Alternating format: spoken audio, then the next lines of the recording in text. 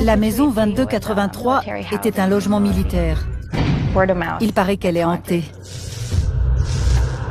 Qui est là? Sais-tu que tu es morte?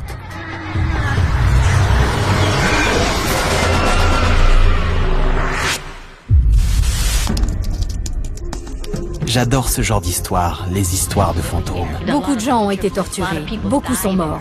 On a entendu une voix. Les histoires sur des endroits soi-disant interdits, déconseillés. Je ne suis pas un chasseur de fantômes.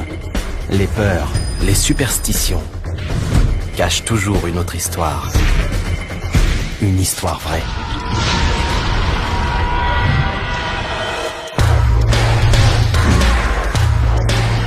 Que s'est-il vraiment passé ici?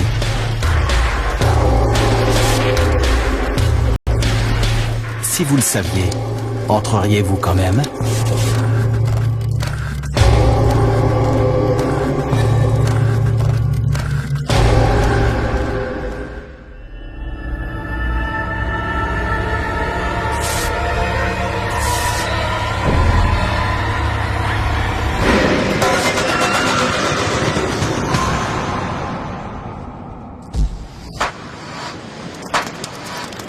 Okinawa. Des rumeurs m'ont attiré ici. Il paraît que cette île est hantée, peuplée d'âmes errantes, à cause de son histoire passée. Je m'appelle Robert Joe. Je suis blogueur et explorateur urbain. D'après moi, les lieux où se concentrent les histoires de fantômes doivent ces rumeurs à un passé bien réel, encore plus terrifiant. Mon enquête commence sur l'île d'Okinawa, au Japon.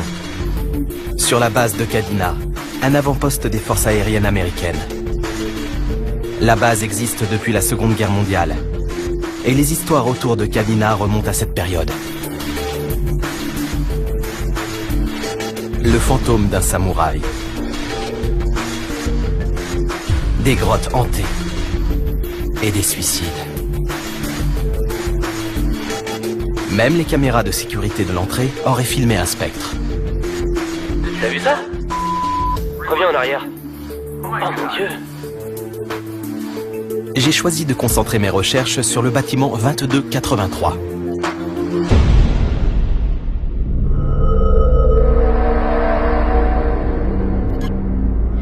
Je m'appelle Veronica Webb. Je suis femme au foyer et j'habite la base aérienne de Kadina, à Okinawa, au Japon. Le bâtiment 2283 était un logement militaire. C'est un des lieux hantés de la base de Kadina. Au début des années 70, un militaire est devenu fou et a assassiné sa famille. Mais quand il se passe ce genre de choses sur la base, on préfère que ça reste confidentiel. Quelques années plus tard, une autre famille a emménagé dans la maison. Cette fois-ci, le père a tué sa belle-fille. Suite à cela, plus personne n'a été logé dans cette maison. Des gens ont vu une femme se laver les cheveux dans l'évier et un garçon et une fille en train de jouer autour de la maison. À l'intérieur, l'atmosphère est pesante. On se sent observé en permanence dès qu'on entre dans la chambre.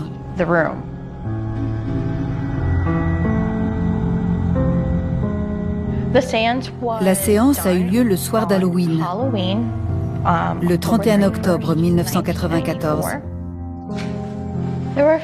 Plusieurs personnes ont décidé d'entrer dans cette maison et d'appeler les esprits. Brusquement, il s'est mis à faire très froid.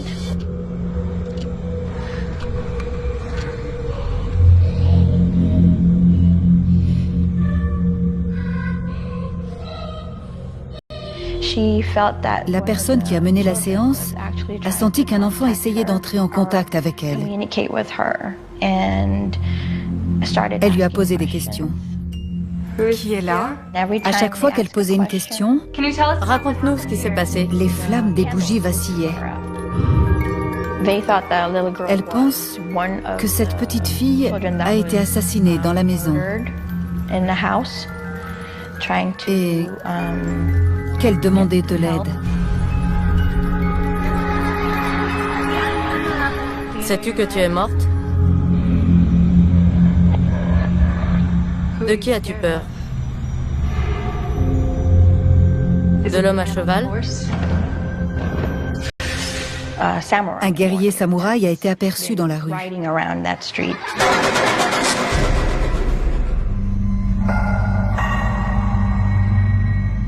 J'ai découvert de nombreuses histoires en rapport avec cette maison.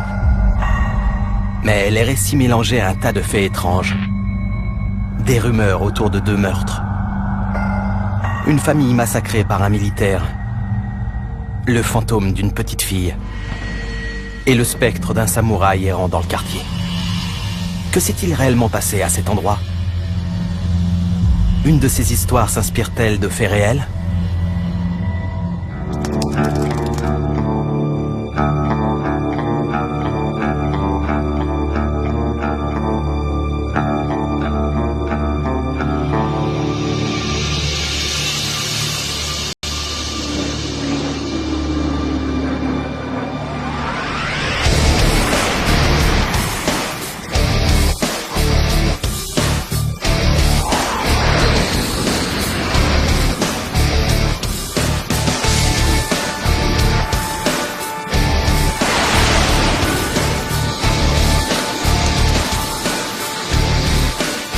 La base aérienne de Kadena est la plus grande du continent asiatique.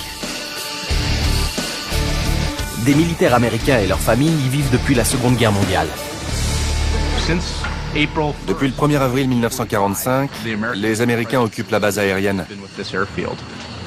Elle se trouve à un emplacement stratégique dans le Pacifique occidental. Nous disposons de 2 pistes parallèles de 3,2 km de long. Le commandant de la base m'a confié que Kadena avait joué un rôle déterminant lors de la célèbre bataille d'Okinawa. Une fois l'aérodrome sécurisé, nos bombardiers ont pu décoller et atteindre rapidement les divisions de la marine et de l'infanterie afin de soutenir leurs avancées vers le nord et le sud de l'île. Les Marines filment leur avancée vers le nord d'Okinawa. Je comprends pourquoi les Américains se sont installés à Kadena pendant la Seconde Guerre mondiale, mais pourquoi être restés? La base aérienne de Kadena joue un rôle fondamental dans les opérations d'aide humanitaire. Au départ de cette base, on est à 3 heures de vol de 3 des régions du monde où la concentration de population est la plus importante. Nous sommes persuadés que la base aérienne de Kadena constitue une présence indispensable dans le Pacifique.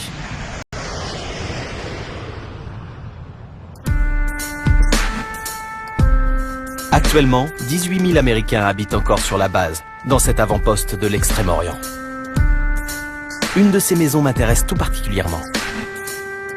Le fameux numéro 2283. Je recherche cette maison, mais je la vois nulle part.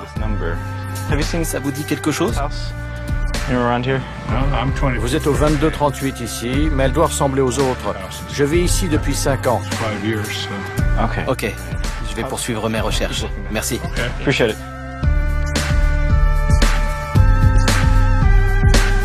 Mais quelque chose ne tourne pas rond.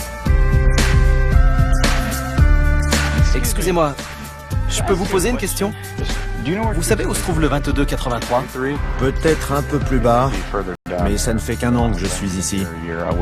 Je crois que les chiffres augmentent de ce côté. Ok, je vais voir, merci.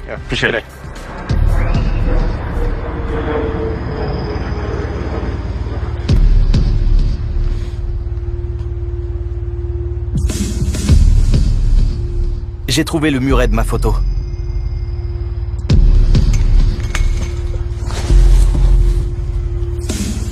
Mais pas la maison.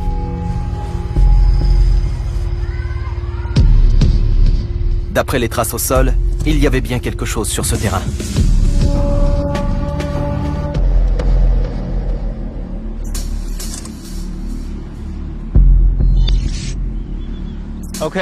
J'ai parcouru tout le quartier à la recherche de la maison numéro 2283. La numérotation aléatoire ne m'a pas facilité la tâche, mais je crois que je l'ai trouvée. C'est ici. J'ai regardé partout et c'est le seul emplacement possible. Et comme vous le voyez, le terrain est vide. En revanche, ce mur correspond à celui de ma photo. Mais le grillage n'y figure pas. Il y a des traces de ciment sur le sol et un trou, comme si on avait enlevé ce qui se trouvait à cet endroit.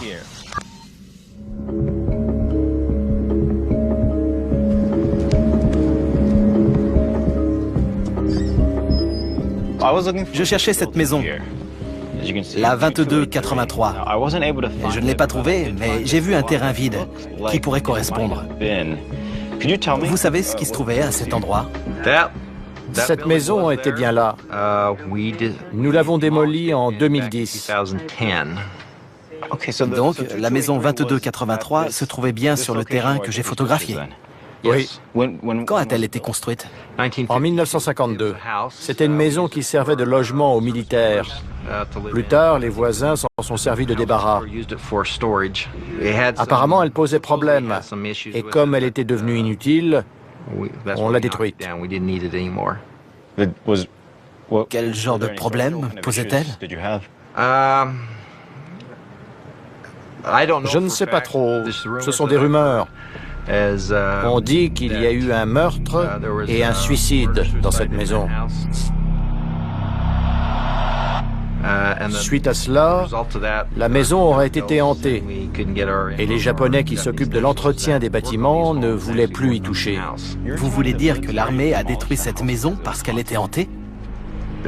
On ne l'a pas détruite parce qu'elle était hantée, mais parce qu'elle nous coûtait trop cher en entretien. On l'a démolie pour ne plus avoir à s'occuper de la façade ou de la toiture. C'était devenu un taudis. Qui serait en mesure de m'aider à comprendre ce qui s'est passé? Vous pouvez vous renseigner auprès de notre historien sur la base. Il garde des archives sur tout ce qui se passe ici. Il aura peut-être ce que vous cherchez. Parfait. Merci. Les militaires ont fait détruire la maison, semblerait-il, par souci d'économie. Ils espéraient sans doute que ces rumeurs sordides disparaîtraient avec la maison. Mais les histoires de fantômes n'ont pas été enterrées. Elles ont survécu comme des légendes urbaines. Pour trouver le fin mot de l'histoire, il fallait que je découvre ce qui s'est vraiment passé au numéro 2283. Casey, je cherche des informations sur les homicides qui ont eu lieu au 2283. Ça te parle?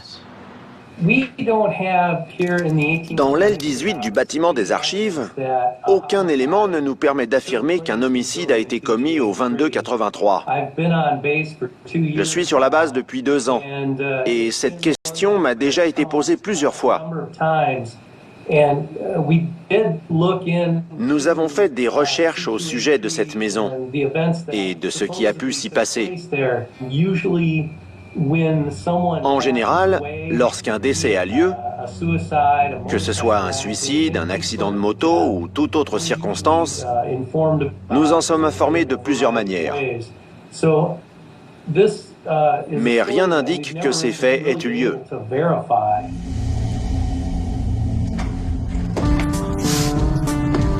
J'hésitais entre 2 théories. Ces meurtres relevaient-ils d'une légende urbaine ou étaient-ils délibérément dissimulés par l'armée?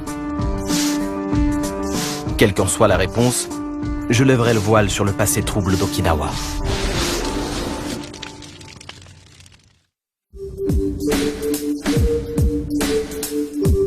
Je suis à Okinawa, au Japon, où je cherche à en savoir plus sur les histoires de fantômes de la base aérienne américaine de Kadena.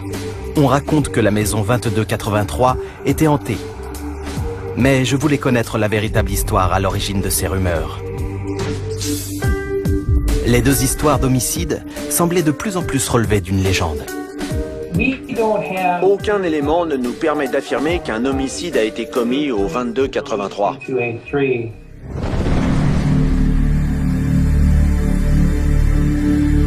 J'ai pu accéder aux archives de la base. J'ai cherché partout, mais je n'ai rien trouvé. Si ces homicides avaient réellement eu lieu, ils auraient dû figurer quelque part. Tout me porte à croire que ces crimes n'ont jamais été commis. En revanche, j'ai découvert qu'au-delà de ces mystérieux homicides, l'île avait connu son lot d'atrocités.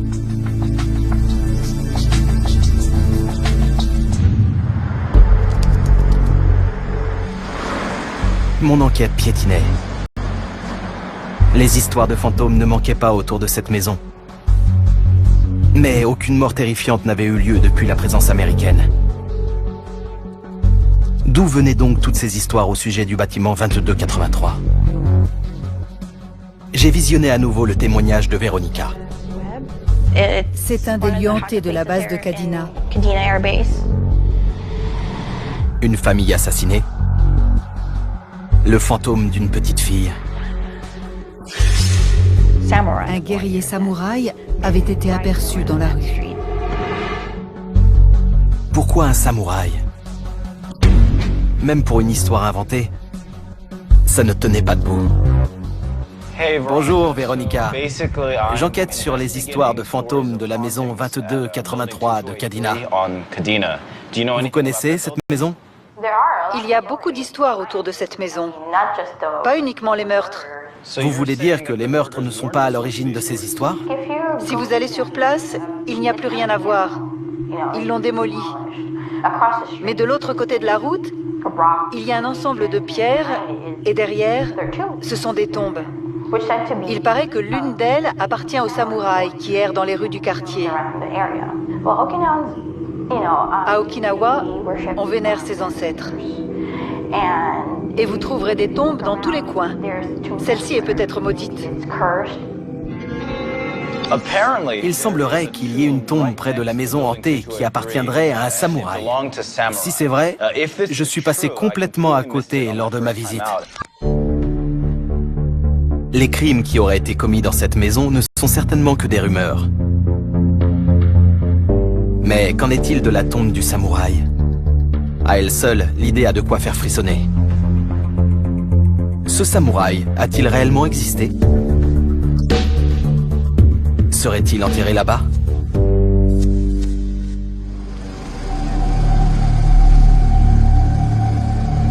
Je savais où aller. Même si je n'avais pas très envie de m'y rendre.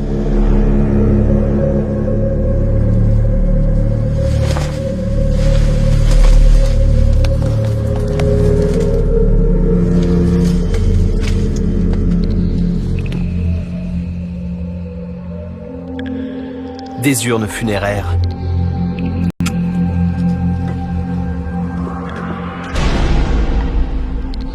Des ossements humains.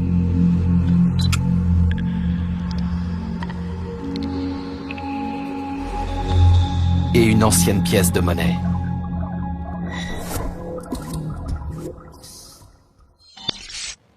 Elle avait raison. Il y a bien une tombe. Elle est juste en face du terrain inoccupé. Il y a bien des restes humains, mais je ne sais pas de quand ils datent.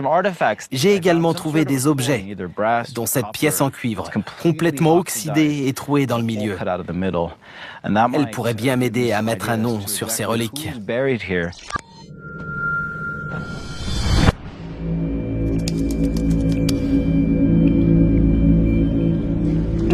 Ce mystère remonte à des temps bien plus anciens. À une époque précédant largement l'arrivée des forces aériennes américaines à Okinawa. À l'époque où la classe guerrière régnait sur le Japon. À l'époque des samouraïs.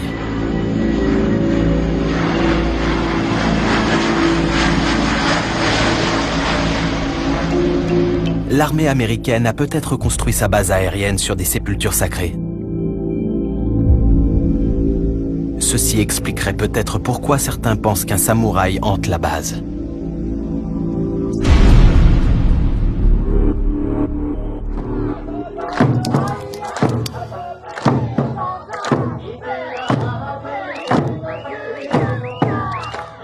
J'ai fait appel à Itosa Kakazo, un historien spécialiste des Ryukyu.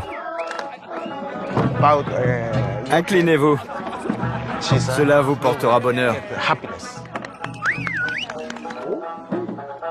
Les habitants des îles Ryukyu sont parmi les premiers à avoir peuplé Okinawa. Leur culture se distingue de celle des Japonais.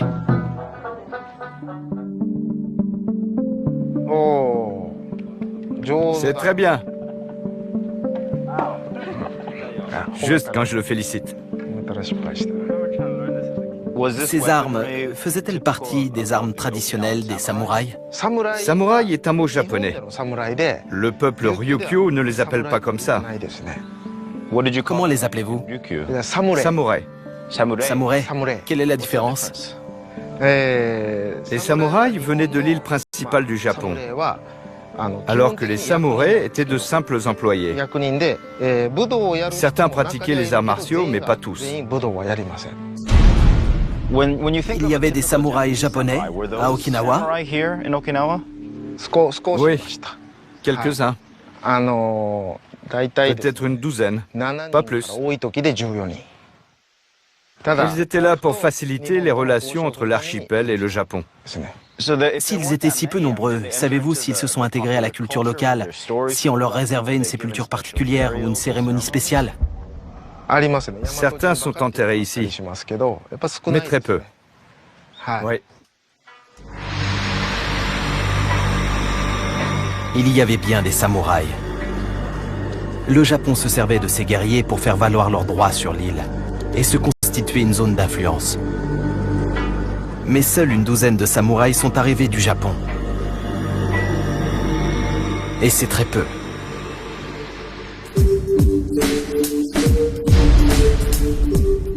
Au cours de mon enquête, j'ai découvert de nombreuses tombes sur l'île. Mais il y avait très peu de chances pour qu'elles appartiennent à de véritables samouraïs japonais.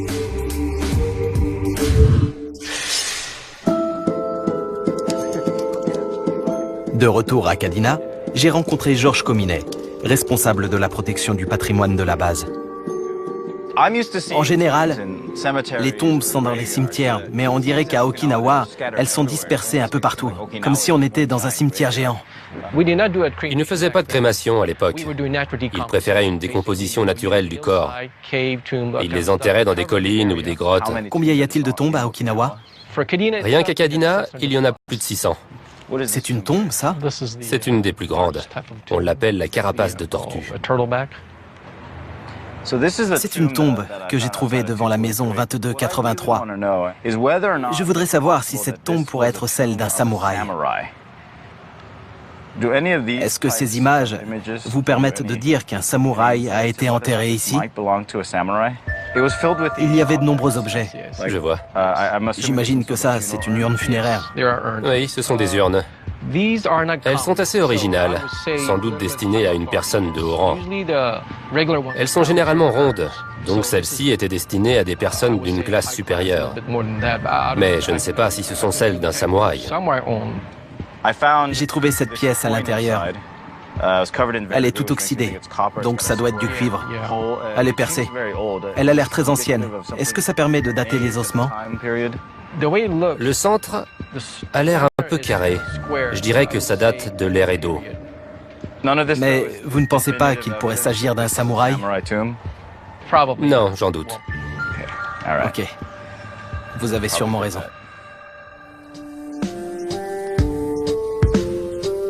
Georges m'a convaincu que la tombe en face du bâtiment 2283 n'est pas la tombe sacrée d'un samouraï. Après tout, les esprits de cette maison n'existent que dans l'imagination de certains. Pourtant, Okinawa est bel et bien hanté par un passé sinistre, mais parfaitement réel. Il y a des tombes partout.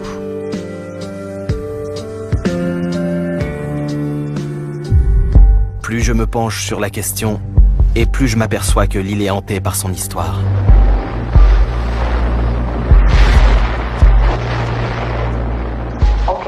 Okinawa est indissociable de la Seconde Guerre mondiale. L'île a connu les affrontements les plus sanglants de l'histoire.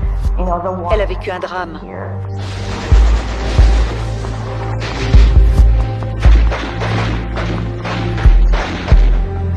La guerre devient une piste évidente.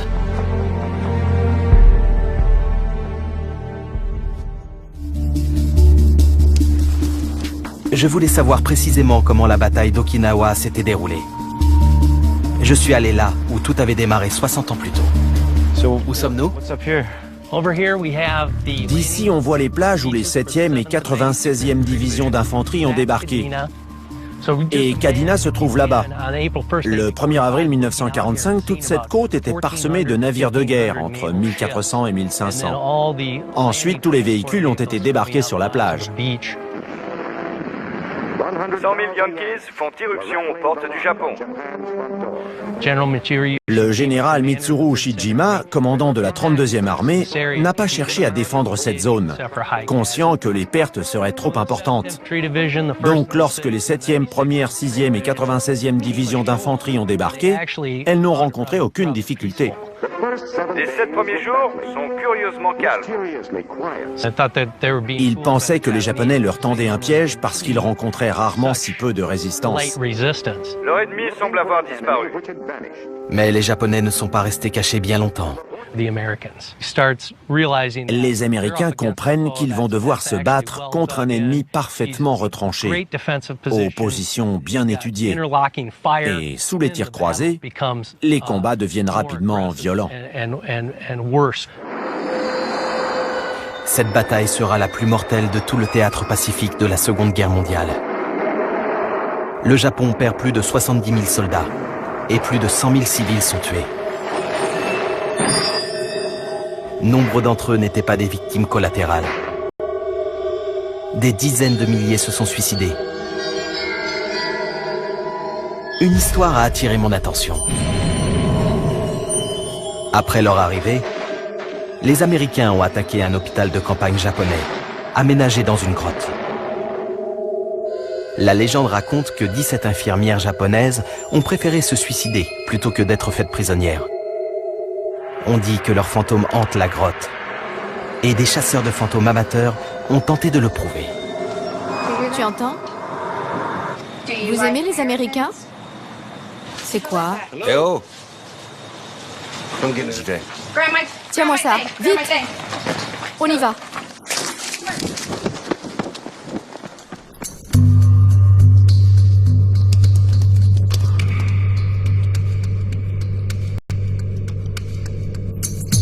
Je voulais savoir si cette histoire de suicide dans la grotte était vraie. Casey a su me renseigner. Casey, ça ressemble pas franchement à un hôpital.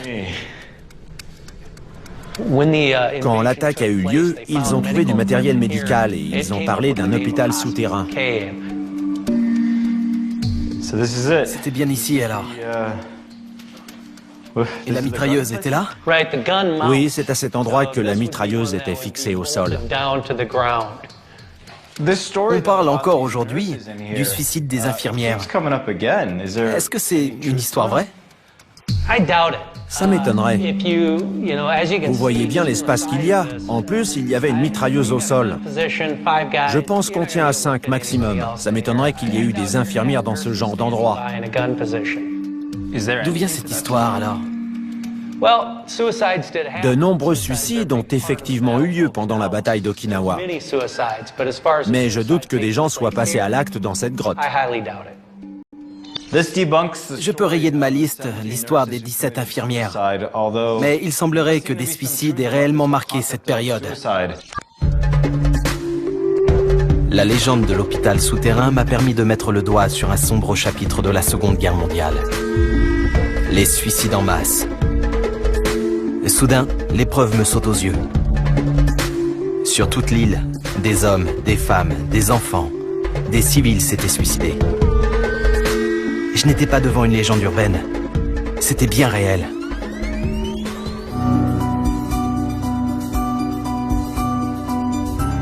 Non loin de la pointe sud d'Okinawa, j'ai trouvé un endroit où de nombreuses personnes se sont donné la mort. La falaise des suicides.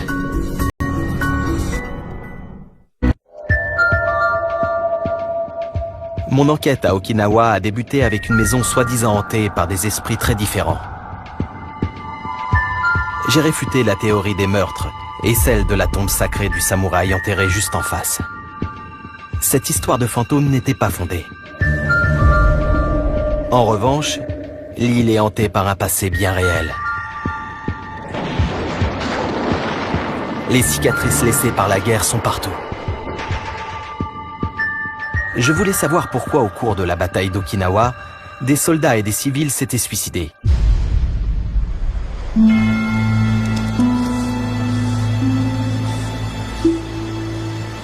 Je me suis tourné vers Akiyoshi Murakami, président du Okinawa Peace Network.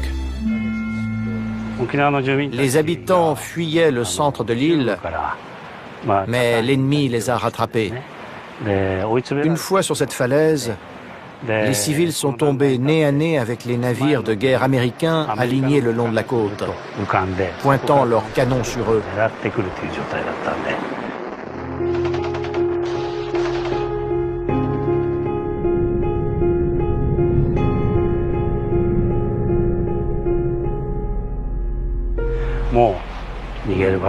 Pour eux, il n'y avait aucune autre issue. Et ils sont nombreux à s'être jetés de la falaise. Qui étaient ces gens? Et pourquoi ont-ils choisi de sauter dans le vide? À cette époque-là, la plupart des hommes de l'île avaient été appelés à combattre aux côtés des Japonais. Donc ceux qui tentaient de fuir étaient les personnes âgées, des grands-pères et des grands-mères. Il y avait aussi des femmes et des enfants. J'ai entendu dire que de nombreuses femmes avaient sauté avec leurs enfants dans les bras. Je comprends que des militaires veuillent se suicider, mais pourquoi les civils? L'armée interdisait aux civils de se rendre, quoi qu'il arrive. Certains ont même été tués par l'armée japonaise parce qu'on les accusait d'espionnage. Cette information m'a bouleversé. Certains habitants de l'île n'ont pas été tués par leurs ennemis, mais par les militaires de leur propre patrie, qui les accusaient d'être des espions américains. Lors de la bataille d'Okinawa, nous aurions dû unir nos forces contre l'ennemi. Mais l'armée japonaise considérait les habitants de l'île comme des espions, et ce, dès le début. L'armée japonaise avait dit aux civils qu'il était honteux d'être fait prisonnier. Pour éviter toute trahison, l'armée japonaise encourageait ses civils à se suicider. La falaise des suicides se trouve derrière moi. Une fois repoussées jusqu'ici, les troupes japonaises ne pouvaient pas aller plus loin. Elles n'avaient plus aucun espoir de victoire et décidaient de mettre fin à leur jour. C'est ce qui a donné son nom à la falaise. Le nombre surprenant de suicides et de décès enregistrés sur l'île a lourdement marqué ceux qui ont survécu et contribué à alimenter les rumeurs d'une île hantée. Zach Davidson, auteur d'un livre sur les fantômes du Japon, me confirmerait peut-être que les histoires de fantômes de l'île sont étroitement liées au suicide massif. Okinawa est un cas intéressant, notamment pour ses suicides commis essentiellement par manipulation. On avait dit à la population que l'envahisseur, les Américains, allait leur infliger les pires souffrances. À Okinawa particulièrement, l'âme des suicidés ne trouve pas le repos. Ils ont le sentiment profond qu'ils n'auraient pas dû mourir. C'est ce qui conduit les esprits à errer dans toute l'île. L'âme même d'Okinawa a été affectée. Comment le suicide est-il perçu au Japon? Le suicide n'est pas un acte honteux au Japon. Le paradis et l'enfer n'existent pas. Dieu ne va pas vous punir si vous vous suicidez. Mais il y a une entité très puissante au fond de chaque être, le Rekon, l'esprit libéré au moment de la mort. Si vous vous donnez la mort, vous emportez cet esprit avec vous. Vous réussissez à atteindre l'autre monde de manière paisible, puisque personne ne vous a imposé cette mort. Mais ce n'est pas vrai pour tout le monde. Il y en a qui meurent chargés d'amertume et dans d'atroces souffrances. Dans ces cas-là, les suicides peuvent inspirer des histoires de fantômes. Les connaissances de Zach sur les croyances locales confirment mon hypothèse. En périssant dans la douleur, ces civils ont quitté ce monde en laissant derrière eux un esprit tourmenté. Je voulais savoir comment les rescapés de ces drames avaient survécu. Et quelles étaient les pensées de ceux qui ont franchi le pas? Mais aucun fantôme ne pourrait me répondre. Mais il y avait des survivants, parmi lesquels des femmes, étudiantes à l'époque. On les appelait Emeyori. Elles avaient été enrôlées pour servir l'armée japonaise en tant qu'infirmières. Sur 240, seuls 13 ont survécu. Yoshiko Shimabukuro en fait partie. Aidez-nous. Nous sommes blessés. Nous ne pouvons plus marcher. Pitié, tuez-nous. Un soldat lui a répondu « Je vais venir vous tuer, mais taisez-vous. » Je découvrais une idéologie terrifiante qui remonte au temps de l'Empire japonais. Au service de l'empereur, on donnait sa vie. Invoquez les dieux de la guerre de l'Empire japonais. Parlez-leur de la gloire des guerriers samouraïs du temps jadis. Dites-leur que les soldats d'hier sont les dieux japonais d'aujourd'hui.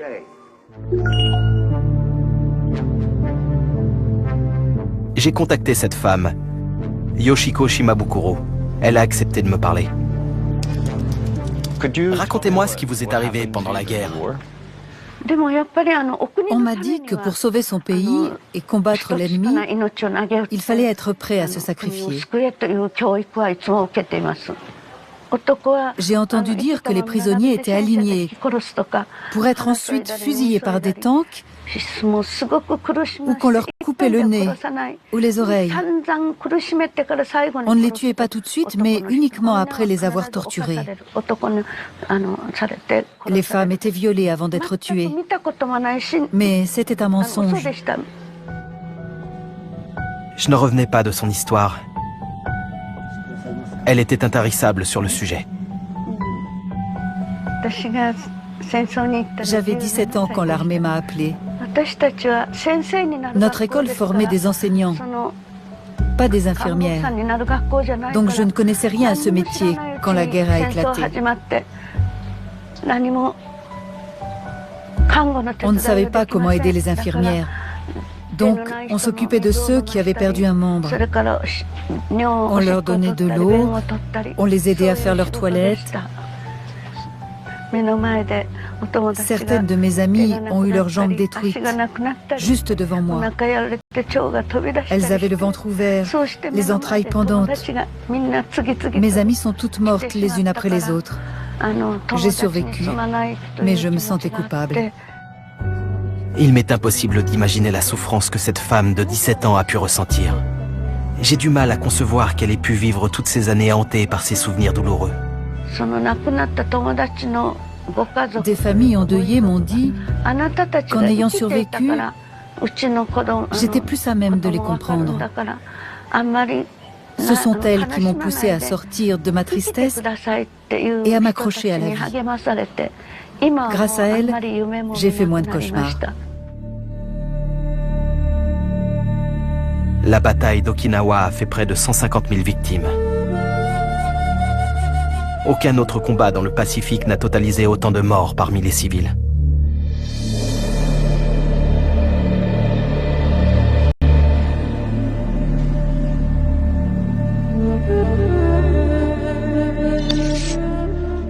Je me trouve en face du Imeyori Peace Museum.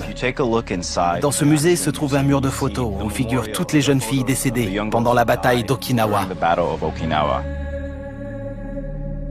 Ces jeunes filles ont été brutalement arrachées à la vie. On imagine aisément qu'elles n'étaient pas préparées aux atrocités de la guerre. Parfois, au milieu de ce chaos, on ne maîtrise plus rien. On a peur. Et on fait tout pour ne pas être seul, même face à la mort.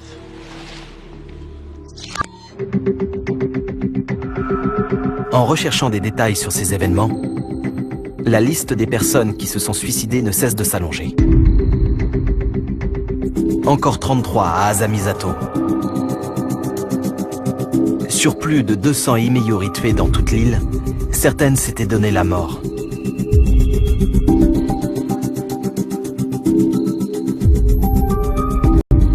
Pour moi, cette histoire avait atteint le comble de l'horreur, et pourtant...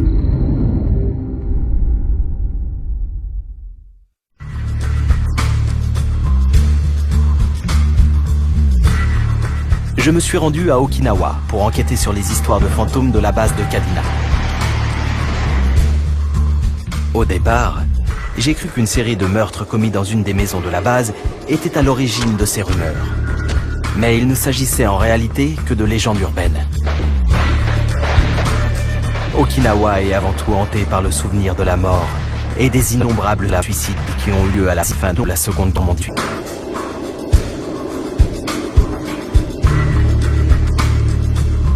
Il semblerait que toute l'île souffre encore de ce drame collectif survenu à l'époque. Je pensais avoir mis le doigt sur les événements les plus tragiques.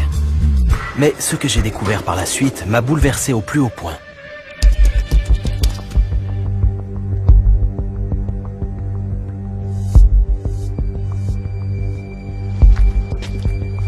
Norio Yonaa m'a conduit dans une grotte.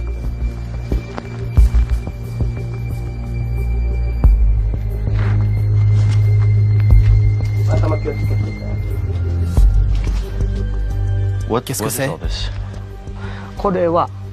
Ce sont des objets métalliques qui leur servaient à se donner la mort. Ici, ce sont les os d'un enfant. Il reste des dents. Est-ce que je peux prendre des photos? Oui.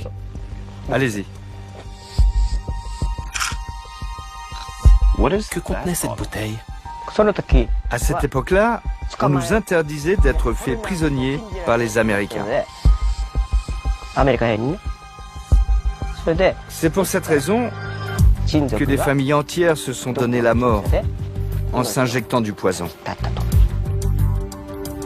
Et s'ils n'avaient pas de poison, comment faisaient-ils? Ceux qui n'avaient pas de poison prenaient des faucilles, des rasoirs ou des barres métalliques pour tuer leurs proches. Ils les frappaient à mort. C'est sinistre. Pourquoi avoir gardé tous ces objets? Nous avons rassemblé tous les objets et nous les avons laissés ici. C'est le tombeau de tous ces gens.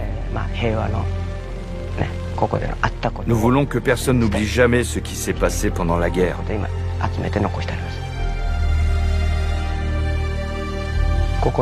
Les parents de ma mère et leurs frères et sœurs se sont suicidés ici. Il y avait 140 personnes ici? Oui, 140. Sur 140, 85 sont morts dans la grotte. Parmi lesquels des membres de la famille de Norio Yonaa. Qu'est-ce que c'est? Des étudiants de tout le Japon et des visiteurs sont venus déposer 1000 grues en origami en guise de prière pour la paix. Quelle est la signification de ces grues? La grue est un symbole de paix. Les 1000 grues s'envolent et vous rapprochent un peu plus de la paix. Je suis devant la grotte de Shibishiri. J'y ai passé moins d'1 heure et la chaleur est insupportable. Alors, je n'imagine même pas ce que ça a pu donner quand ils étaient 140 à l'intérieur, pendant 10 jours. Quand on voit tous ces objets sur le sol, ce sont de simples objets rouillés par le temps. Et on a du mal à croire qu'ils aient pu servir à tuer des gens. Le drame qui s'est déroulé dans cette grotte résume à lui seul tout ce que l'on a appris sur Okinawa. C'est ce passé tragique qui hante l'île aujourd'hui. Cette petite île du Pacifique a connu un passé douloureux, qui va bien au-delà des histoires de fantômes et des tombes qui émaillent ses paysages. Son emplacement stratégique lui a valu d'énormes souffrances. Le souvenir d'une guerre dont les citoyens endoctrinés ont été les premières victimes et le poids des âmes torturées sont encore lourds à porter.